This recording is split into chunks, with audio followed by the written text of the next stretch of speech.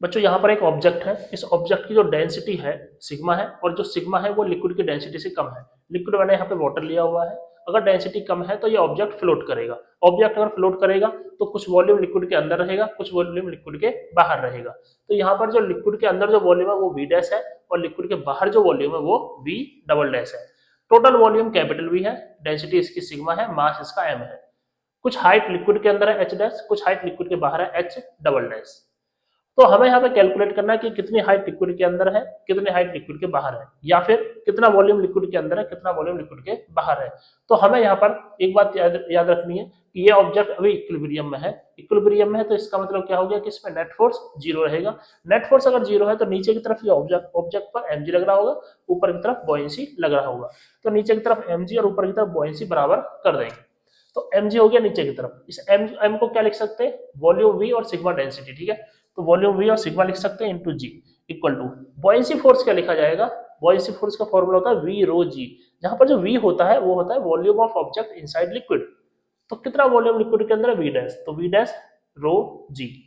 तो यहाँ से v डैश अपॉन v निकालेंगे तो सिग्मा बाय रो आएगा, और सिग्मा बाय रो आएगा तो यहाँ पर सिग्मा क्या है, ये रो क्या है, वाटर की डेंसिटी। तो सिग्मा बाय रो क्या बन गया, स्पेसिफिक ग्रेविटी बन गया। बिल्कुल इसी तरीके से इसको जो आगे लिखेंगे तो वॉल्यूम को क्या लिखेंगे, एरिया ए और हाइट एच।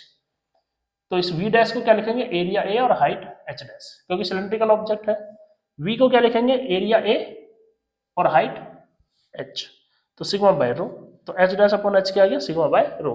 ये आ गया fraction of height inside liquid, ये आ गया fraction of volume inside liquid. बिल्कुल इसी तरीके से अब आउटसाइड वाले पार्ट की बात करेंगे।